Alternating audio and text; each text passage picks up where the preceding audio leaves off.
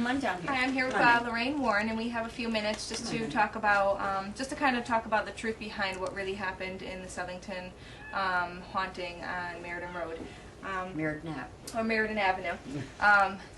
Now, what, on your perspective, I know the movie was loosely based on it. Very. What happened inside of that house that you can recall? Okay. Let me say this. We entered the home the morning after we were contacted by Carmen Snedeker and her niece, who was living with the family at that time. And we didn't know too much about it other than the fact that, you know, when she called, she was hysterical on the telephone. When we got there, Ed went right downstairs into the basement area. And I talked to her and her niece for a while. I don't think the husband had moved from New York State to Connecticut at that time. He had a transfer with his job.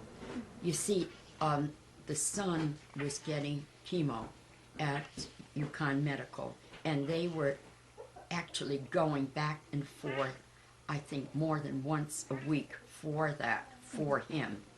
And that was taking its toll. So that's how they happened to come about renting this home that they rented. When Ed and I got into the house itself, we separated and Ed went downstairs.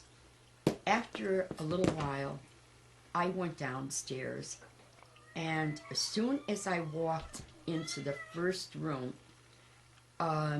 it was just an overwhelming bad feeling. I had a feeling of fear and like that, that I probably was picking up from the boy who had experienced what he had in that room, which was his bedroom.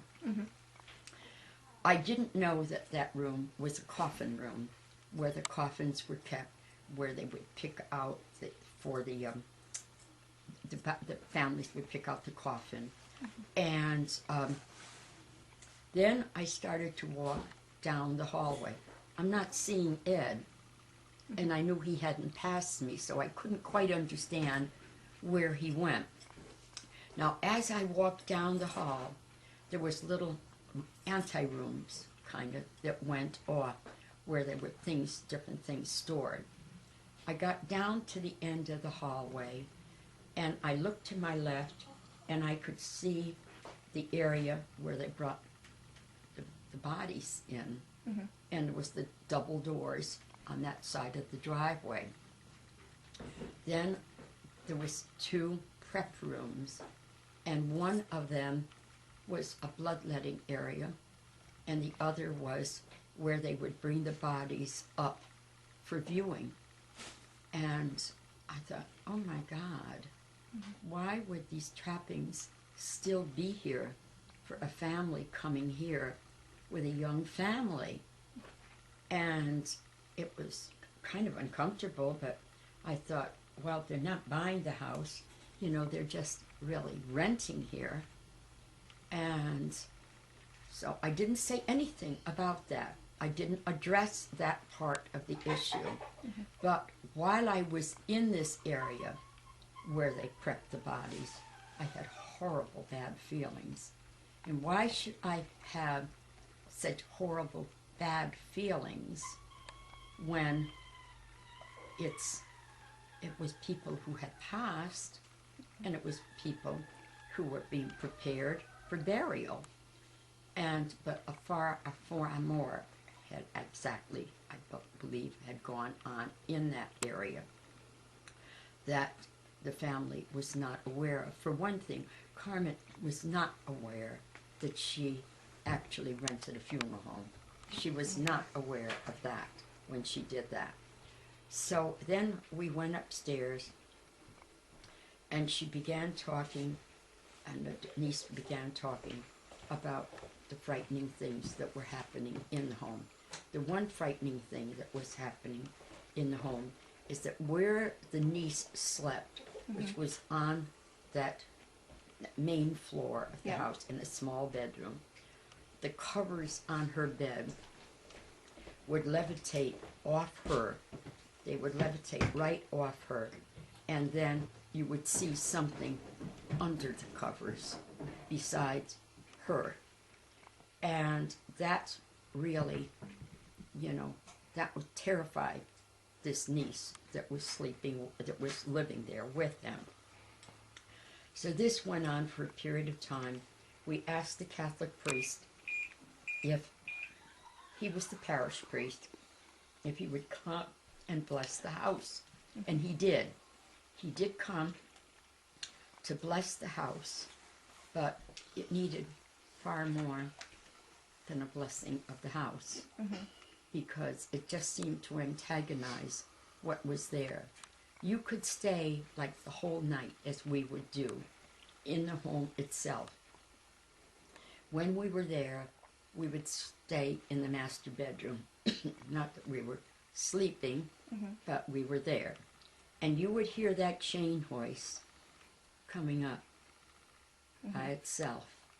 So Ed went down there to see if there was anybody doing that. Excuse me, moving that chain hoist like that. There was no one. There was no one down there at all. He could actually see that actually happening at that time.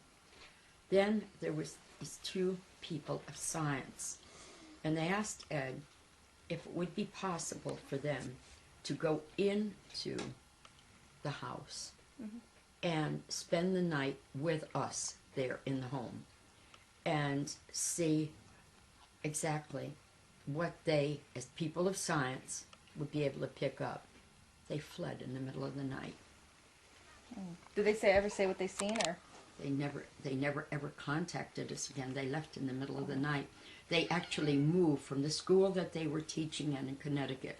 They moved to some place, we were told, in New York State to teach. So they were frightened. They were intimidated by what was there. Then we decided it would be best to talk to the bishop to find out what we could do. The bishop assigned two priests to come. One of the priests was an exorcist. The other was a very high-ranking clergyman, Catholic priest. And they both came there and said masses. They both wrote letters to the bishop that the house required an exorcism, but they didn't want to be the priest, to be picked to be the exorcist. Oh. And so the bishop assigned another priest as an exorcist, and the house was successfully exorcised. And I want the people who own that home today, which I told them that it was successfully exorcised, I want them to really, truly know that, because they shouldn't be experiencing anything in that house except the intrusion of the public, which I feel very, very bad for them regarding that. I feel horrible for that family. And so it was successfully exorcised. After it was successfully exorcised, there was a big tree out in front of the house. And it was strange. It wasn't a stormy night. It wasn't a rainy night. It wasn't a windy night. And what happened was that a large branch fell from a big tree. There's no big tree there now. I see they have two young trees in front of the house. And it was this one big tree that fell, and it knocked out electricity in a large area of Southington. And that was right after the exorcism, after Yes, they it was. exorcised the house? And there was a town meeting that night, and they weren't able to do anything because of it. They had to. They weren't able to do anything at all because of that. They weren't able to hold a meeting. So that's yeah. like really. So that basically is kind of, to give you an overview. Otherwise I could be here for 2 hours telling you everything that actually happened and took place in the house. But that's basically what happened. There were masses said, and there was an exorcism said. There was a blessing done. There was everything done in stages where the Catholic Church was concerned for their welfare. So, thank you very much. What do you think of the new movie that's out? That's supposedly based on, like, I didn't see the movie, dear, and I feel it's very loosely based on the real truth of what happened there. Okay. Because of the fact that, I had nothing to do with that at all. Okay. And then how about that show, A Haunting? Did you ever see that one, the version, The Haunting in Connecticut? They showed it on, like, the Discovery Channel. Yes. How did they depict it? That wasn't as bad. Okay. I understand. I think it dealt with a lot more fact than this. Oh, okay.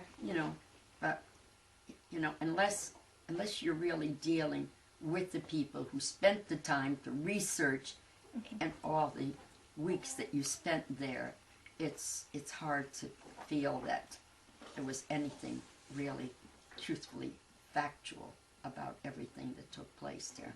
Okay. And what would be your recommendation for if there's anyone that's experiencing any kind of hauntings going on in their house or are very uncomfortable in their house? Do you have any advice to give these people? I think the best thing to do is usually, if they're people of faith, is to have the church come in and whatever their belief system is to have the home blessed or exercised, whatever is needed. But don't let things like that just go. Okay. So Lorraine? thank you very much. I have one question for you. Okay. Could you explain why the church would not admit that an exorcism was done at that house? I didn't know until Channel 30 told me. I didn't know that. That's commonplace, where the Catholic Church is concerned. I can understand why it would happen. They don't want everybody who has a haunting in their house to, to think that they're going to okay an exorcism of the home. They're not going to do that. But it was successfully exorcised, and I do know the priest that exorcised, and I do know the other 3 priests who went into the house. Thank you very much. So there were 4 Catholic priests and involved in the case. So, and I know all of them, and so it's, in fact, one of them, who was the exorcist, had contacted me and wanted to know what was going on, Yeah. regarding this movie. And I said, nothing I have anything to do with. Yeah. No. So. No. Well, thank you very, very much. You're welcome.